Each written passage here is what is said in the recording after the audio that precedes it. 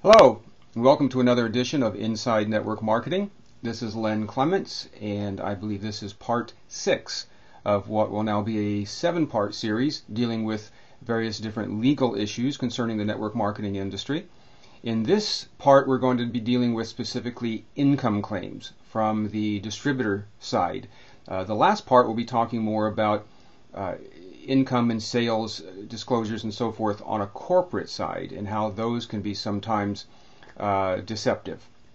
But specifically on the distributor side, as far as their making of income claims, there are certain things that we really need to understand here, and one is that it's perfectly legal to make income claims. It's kind of a misnomer out there that that's so taboo. You can make income claims under certain conditions, which we'll talk about in more detail here in a second. But understand, and this is something that's misconstrued by a lot of distributors out there, that as long as you're being truthful, you're okay. It's exactly the same thing as medical claims. Just because you're being truthful doesn't necessarily mean that you're off the hook here. The FTC, in fact, has said that their primary consideration is not that what you're saying is accurate and can be verified as far as income claims.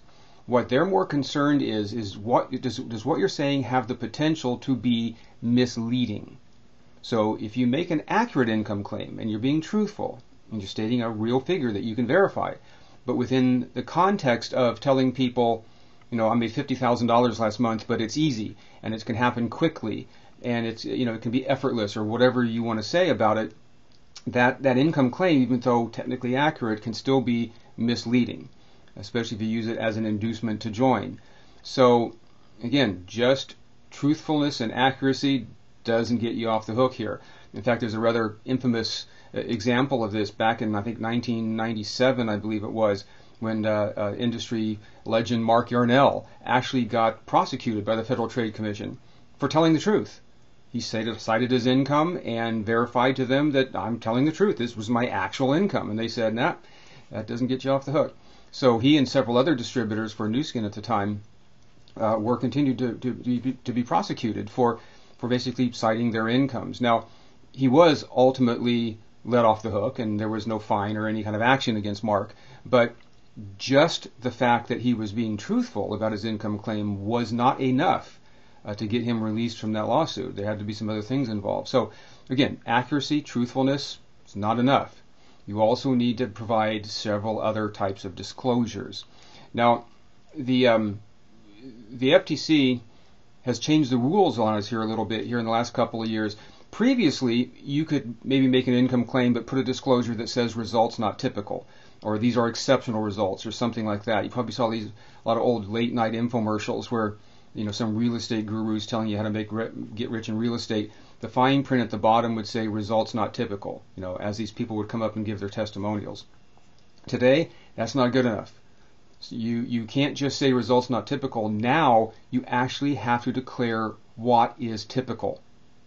What are the typical results of your MLM program or your real estate course or whatever it is that you're selling? So, and as far as income claims specific to the network marketing industry, as far as the types of disclosures that you need to provide, it's not one size fits all. There are actually different types of income claims, and each one has a slightly different set of disclosures that you need to provide. So there's actually about 5 different types, as we'll get here in more detail. But first of all, just universally, no matter what type of income claim you make, there are certain things that do apply to every type. So let's get rid of those first. First of all, obviously, it has to be truthful. I mean, of course, that is a component of it. It's not the only thing you need to do, but if you said this is hard work, it takes time, you might lose money in the beginning, and you put it all in the proper context, you provide all the proper disclosures, but then you simply lied about how much money you made, that's fraud. So of course it does have to be truthful. You have to have records to substantiate the claims that you're making. So if you ever are called out on something that you said about your income, you need to be able to show the records to verify that it is in fact accurate.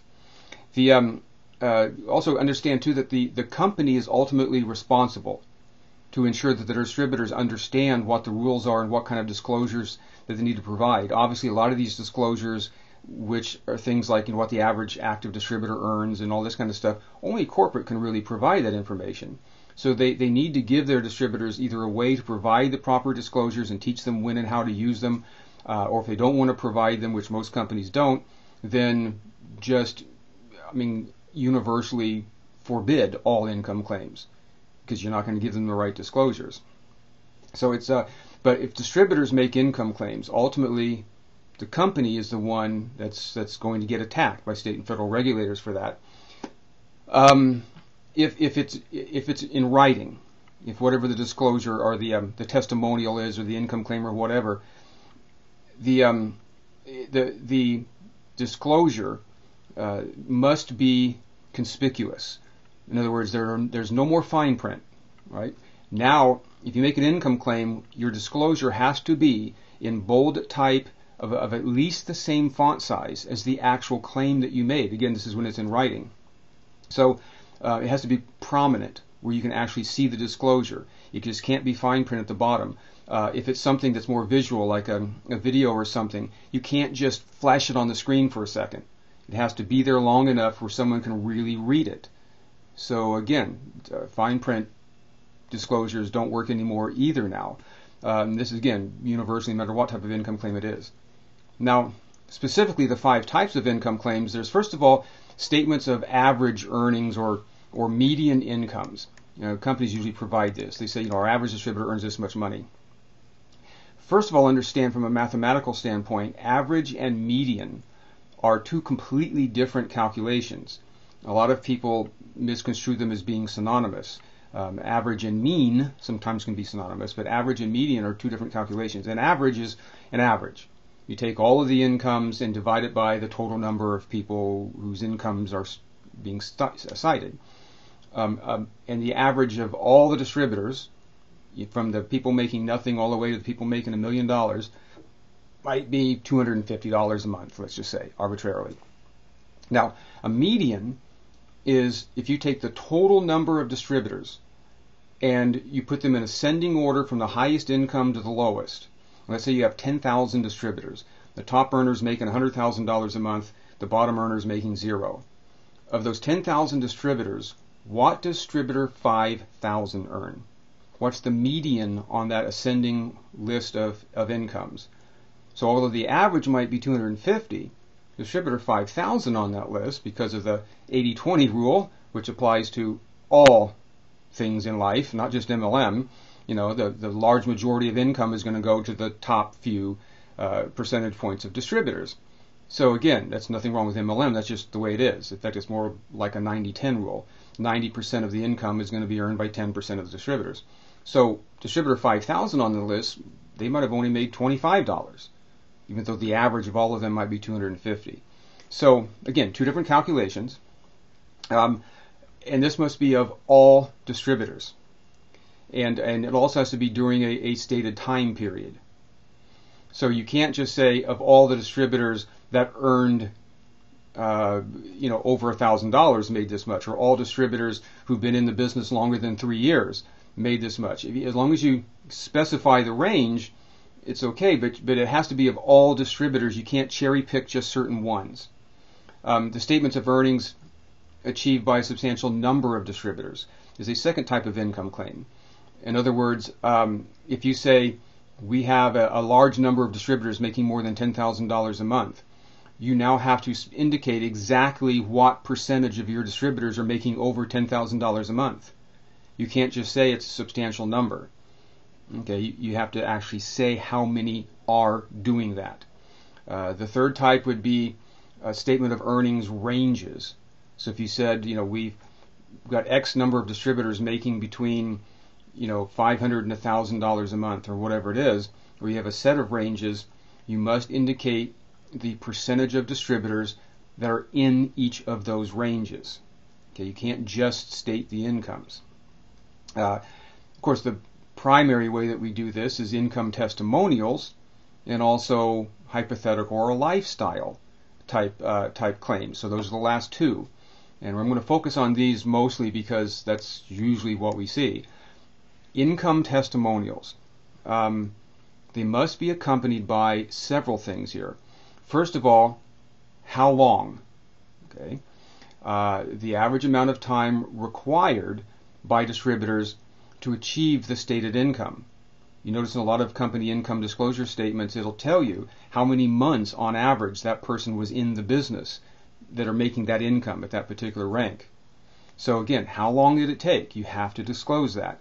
Again, this is a personal income testimonial. When?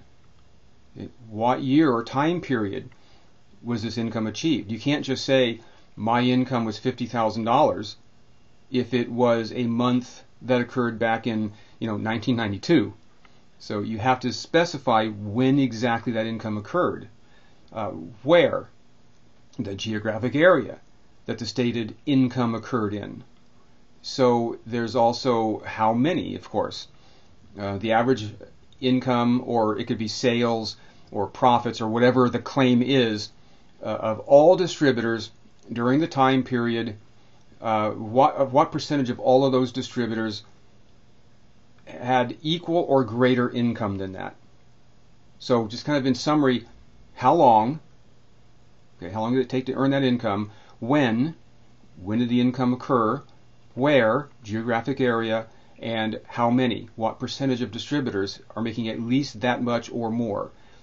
So if you state an income claim, if there's a picture of you holding up one of those big, giant checks or something like that, or you show someone a 1099 or anything like that, these are all the things you must include with that. If you don't have access to that information, the company doesn't provide it, at the very least, you need to put a very large, all caps, bolded, same font size disclosure, or at least state it boldly, that says, and I'm going to read one that came directly from an article written by Kevin Grimes. Kevin Grimes, I believe, of all the attorneys out there, has written, in my opinion, the best treatment on the issue of income claims. And I'll put a link to his article here below this one. So definitely, read that whole thing. He goes in a lot more detail there. But the disclosure should say something like this. Again, this is in the absence of any other information, statistical information that you can provide. You would say something like, important notice. The results described above are substantially in excess of the average results achieved by our distributors. Our records show that only X percentage of our distributors have equaled or exceeded the performance described above during the indicated time period. So again, even that requires a specific percentage of at least how many people did better than that. So basically, unless your company provides this information, unless it's one of the 19 companies that do this, that provide income disclosure statements, I would just say don't provide income disclosures at all, even as personal testimonials. But again, if you do, this is the type of disclosure you need to provide. Lifestyle and hypothetical claims. The lifestyle claims are things like pictures or descriptions of large homes or exotic cars or yachts or vacations that you've taken. Anything that kind of implies opulence or wealth. That is the implied claim that you're making large income. It's just like when the FDA goes after people for making medical claims. It can be before and after shots. We talked about this in a previous video, where a woman was walking in a walker, and the second shot she was dancing on the dance floor. The FDA said the implication is that the substance treated her arthritis or osteoporosis or something. So all you have to do is imply that you're making large incomes here. And if you said something like, I've been able to quit my $100,000 a year job, implies that you're now making more than $100,000 a year, or at least close. In 3 months, my income has already exceeded what I earned all last year in my job. Statements like that. They're kind of vague and ambiguous, but what's the implication? Hypothetical claims. This usually comes into play when someone's trying to describe how their compensation plan works. Now, if you just get into the specific mechanisms of it, the mathematics of each particular part, that's fine. You're allowed to do this. For example, you can say our fast start bonus will pay 20% of all the volume of every new distributor or customer's first order. And you might even say, if that's $100, then you'll make $20. that's fine. That's just describing hypothetically how the particular component of the comp plan works. If you did something like you would say, well, let's say 3 people get 3 people who get 3 people. We'll geometrically progress that down 6 levels.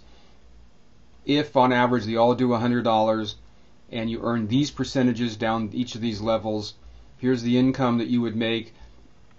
If you do that and provide a definitive final income at the bottom of that, then you've really got to include, and that's the key there, is there a definitive income that ends this hypothetical progression? You've got to put some very bold disclaimer on there saying this is just a hypothetical example to show you how the comp plan works. This is not in any way indicative of what you'll actually earn in this plan. I personally would recommend that you just not have it end with any particular income. You show how each particular part of the plan works, but if you do one of these overall progressions, even if it's hypothetical and it arrives at a particular income, that could be a red flag. The reason why this can be considered deceptive is when, well, here's an example. Back in the early 90s, there was a distributor for a prominent MLM company back then. The FTC got them for this, where they did a 5x5 scenario. They said, okay, if there's an old VHS videotape I have of them just on a whiteboard going, okay, if 5 get 5 get 5 down 6 levels, and they all did this amount of volume, and you got paid this percentage, when this is all done, you'll make $210,000 a month. But let's be realistic. Okay, this probably won't happen. This is perfect math. That's in the real world. Let's say 90% of this never happens. Well, instead of $210,000 a month, you'll still be making $21,000 a month, even if 90% of this progression doesn't happen. The reason why that geometric progression, that hypothetical example, was specifically cited as fraud and as a deceptive trade practice in the FTC's lawsuit against this company, not those distributors, they were cited in the suit too, but against the company, was because it assumes zero attrition and 100% activity until the entire progression fans out and is completed, and then 90% en masse instantaneously leave, which is, of course, absurd. If you're going to assume a 90% attrition rate, you need to assume it from the very beginning of the progression, which means 4.5 of the 5 starting people don't get 5 more people, and the whole thing falls apart. So, in fact, right now, more recently, is a top distributor for another company that to this day is sending out CDs where he's describing a 10 by 10 scenario, and then says if 90% of this never happens, you'll still make all of this money. That company, by the way, has their legal compliance department has been notified of the previous case and is aware of it, but for some reason keeps allowing this distributor to make these claims. So just be aware that those types of scenarios, especially ones where you say, let's assume 90% that never happens, the FTC specifically said that's a deceptive trade practice and that's fraud. So you probably don't want to make those types of hypothetical claims. But state and federal regulators have made it very clear that that lifestyle and hypothetical incomes are implied income claims and thus do require all the disclosures I've just described, even for hypothetical and lifestyle type income claims. Okay, there's 3 states, I believe, that have specific requirements about income claims for network marketing companies: Georgia, Maryland, and Louisiana. Okay, and they're all pretty much what I've just described. Also, Puerto Rico, by the way, has those same types of disclosures. Now there's Massachusetts and Wyoming. In those 2 states, unconditionally, you cannot make income claims, even with disclosures. Okay, that's Massachusetts and Wyoming. So, for example, if you're an Empower Network distributor in Massachusetts and Wyoming, you're in jeopardy. Okay, I'll get to them in a minute. But it's that's a state where you unconditionally cannot make income claims. Now, they do use discretion, and oftentimes on a case-by-case basis, they will give deference to FTC precedent. So it's not always that they're going to get you for it, but based on the way that they've written their laws, you cannot make income claims at all under any conditions in those two states. So keep that in mind as well too. Now, like I said earlier, there are 19 companies that do provide these detailed income disclosures, which distributors can now use as a disclosure statement. None of them really are 100% in compliance with this because, first of all, very few of them cite geographical areas. That's one of the things that seems to be missing from a lot of these. But they do provide pretty much everything else. Most of them do. And these companies, I want to give them credit for this, that do provide these types of income disclosures are Advocare, Amway, Arbonne, Avon. This is in alphabetical order. Fortune High Tech Marketing did anyway. So that's an indication that just because you provide income disclosures doesn't necessarily mean you're not a pyramid scheme. Herbalife, Ignite Energy, Isogenics, Manitech, Mary Kay Cosmetics, Medifast, Melaleuca, Monavi, Numis Network, New Skin, Send Out Cards, Tupperware, YTB Travel, and in my personal opinion, the one that actually provides the best and most comprehensive income disclosure statement, and that would be USANA. Just my opinion on that. But now, Empower Network does also provide it. They would actually be, I think, the 20th company. But here's an example of where if a company does provide an income disclosure statement, but no one ever uses it, that doesn't get you off the hook. Just because the company provides it, it's how the distributors actually perform in actual practice is what these state and federal regulators will look at.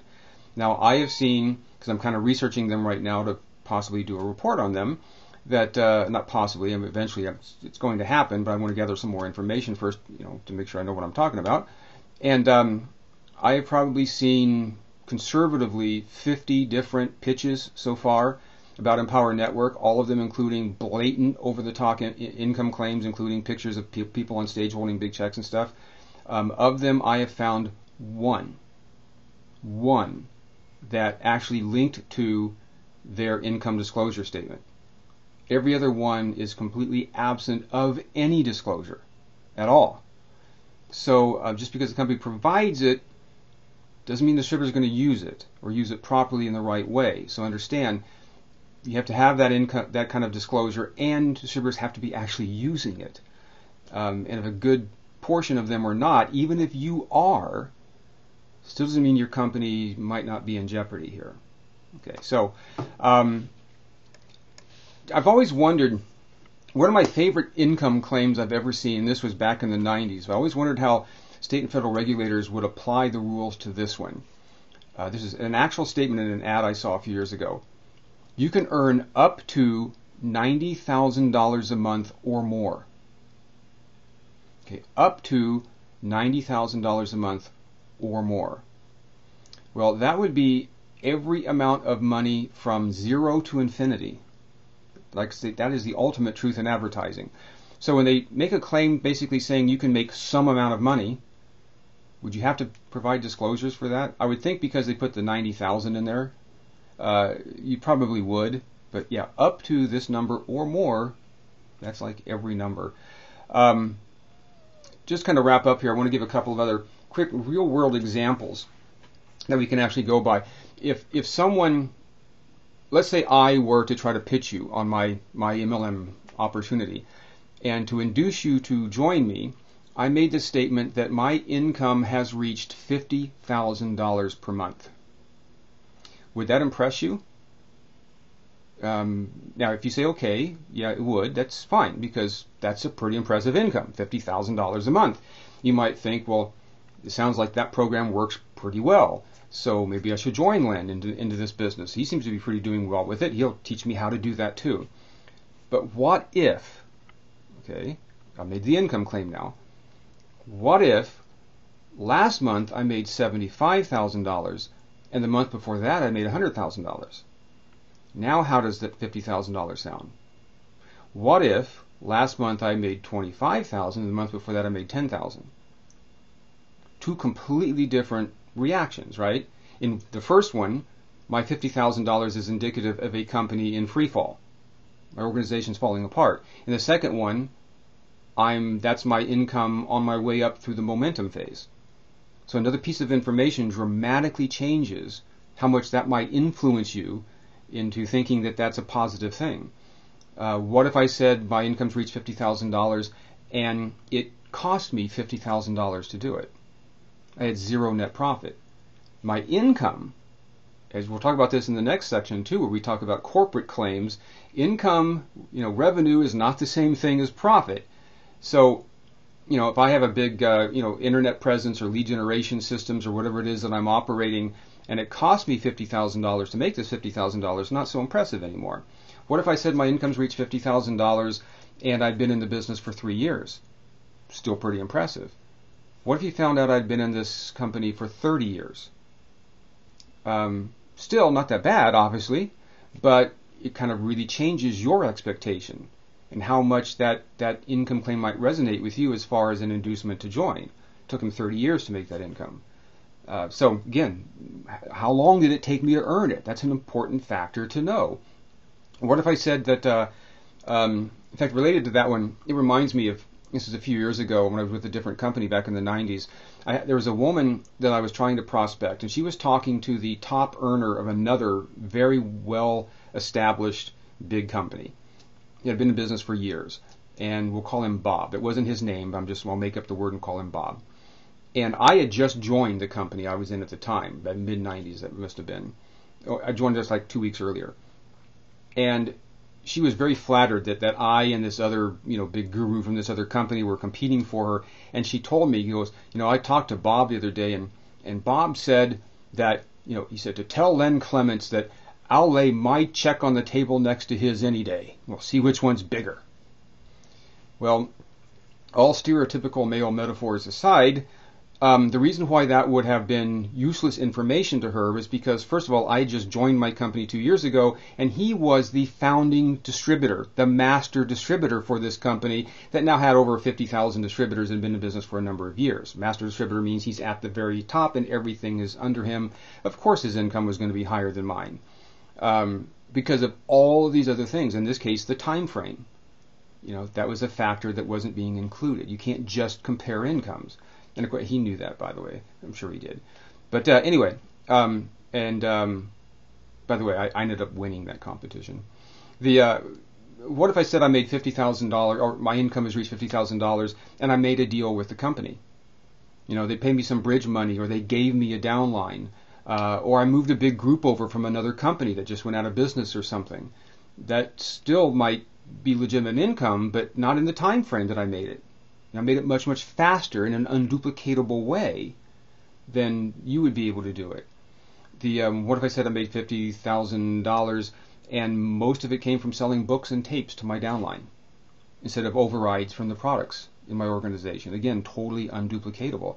I didn't say I made it from my downline. I just said my income has reached $50,000. Right?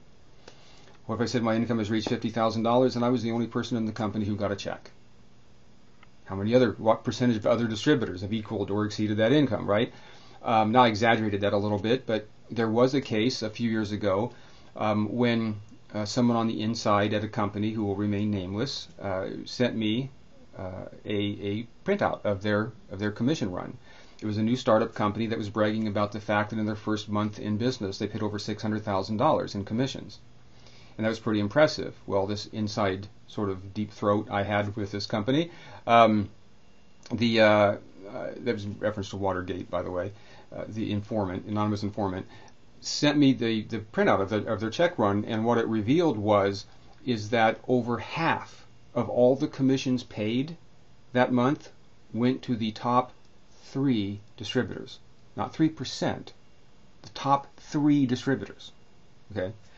So how and who is that distributed would make a big difference. If I'm one of hundreds or thousands of distributors making $50,000 a month, that would be much more impressive than if I was the only one that was making that.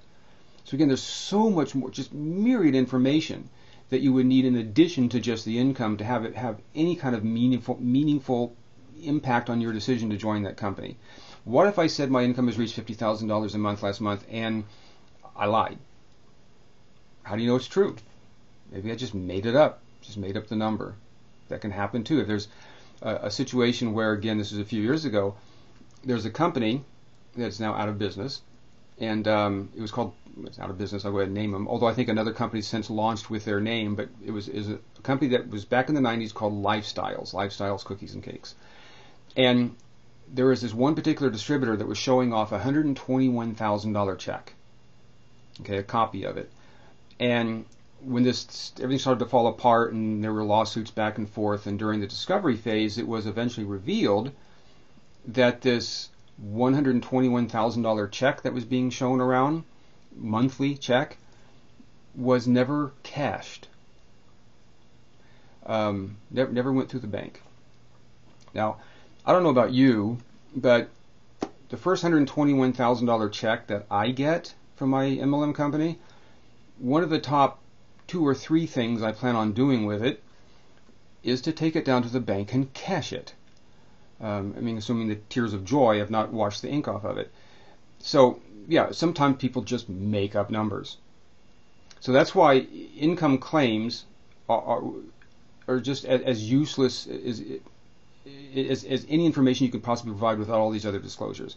I also don't understand why it's not as rude and personal a question as it is in any other business. For some reason in MLM, it's okay to ask people, how much money do you make? Shouldn't that be a rude personal question here too? But anyway, it's meaningless information. There's an article on my website, by the way, InsideNetworkMarketing.com, or just InsideNM.com if you're a 2-finger typer like me, in the article section called Useless Questions. And it goes into more detail about why income is basically a useless piece of information in your decision to join a company, for all of these reasons that I just described. And notice, by the way, I didn't actually say that my income this month was $50,000. Remember what I said? I said my income has reached $50,000. So again, the time frame is important, because that again might have been back in 1997. Who knows? In fact, there's this is actually, I'm going to change the name here to protect the innocent, but there's a distributor who made a statement a few years ago that said, I joined Widgets International in 2001, and my total income in 2002 is $250,000. Now, that sounds impressive, right? He joined the company in 2001, and the very next year he made $250,000. Must be a pretty lucrative comp plan. Well, everything he said was technically true. MLM distributors and companies have this masterful way of saying things that are technically true. It's just not the whole truth. He did, in fact, join Widgets International in 2001. He did, in fact, make $250,000 in 2002 from his real estate business, not from Widgets International. But he didn't say he made it from Widgets International. He simply said, this is when I joined the company, this is how much money I made last year. You're supposed to wire up, if A equals B, then B equals C in your own mind. He didn't actually say that. And another thing, I'll wrap this up here because I can go on and on with it, but it's a little off the subject, but anytime you hear someone tell you about how they walked away from this huge income to start over with this new company because it's such a better opportunity and they're just going to start over from scratch. So I'm just going to walk away from this $30,000 monthly income or whatever it is. There is always more to the story. Always. I actually had someone call me up a few years ago and said he was leaving a $100,000 per month income to join this new startup technology company because it was such a better opportunity. Do you know why I would never want to be recruited by someone like that?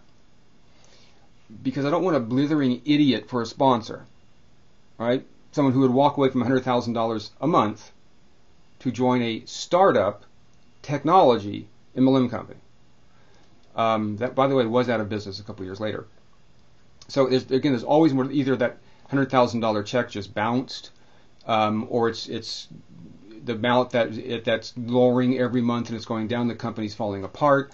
They sold their downline to someone and now starting over. Probably for millions of dollars or something like that. There's always more to the story. There's a situation where there's a woman that was claiming a few years ago that she was making almost $750,000 annually, and she just walked away from it. Just walked away from it to start over from scratch with this new company. And of course, after doing a little more digging, I found out that, of course, there was more to the story. First of all, she didn't start from scratch with a new company. She was given some extra incentives, and there were some issues with divorce settlement and things like that involving the previous. There's always more to the story. Nobody actually walks away from huge incomes to start over with somebody else, right? So I would say pretty much unconditionally, if anyone ever tries to induce you to join a company with that kind of pitch, you either have to consider they're one of two things. They're either trying to deceive you, so how can you trust anything else that they say, or they're an idiot. Either way, I would not want to be sponsored by that person. So again, all a matter of full disclosure. If they say I'm walking away from this huge income because the company just went retail and terminated all their distributors, perfectly fine. They're honest about it. They told you why. But without that full disclosure, I wouldn't even want to get involved with somebody like that. So again, I know I kind of rushed through this, but definitely check out Kevin Grimes' article to get more detail about this. Again, there's a link right below to it. It's a very comprehensive article, but that's the summary of how and under what conditions you can make income claims, as long as you have very detailed statistical disclosures to accompany those income claims. And again, depending on what type of income claim it is as well too. So next time, in part 7, we're going to talk about what companies say about their sales and their growth and so forth, and how those can also be very misleading. For example, there's a company out there right now claiming that they had 170% growth from 2012 to 2011, which sounds pretty good, right? Like they're exploding, even though the company right now has sales that is essentially dropping dramatically. But yet what they said was technically true. So again, we'll get more detail about income and revenue claims and so forth from a corporate side on the next part. So stay tuned for that one, and I hope you'll come back and join us again. Like I've always said, if you go through your MLM career with blinders on, sooner or later, you're going to get blindsided. Right? So take the blinders off. Keep watching Inside Network Marketing. Thanks a lot. See you next time.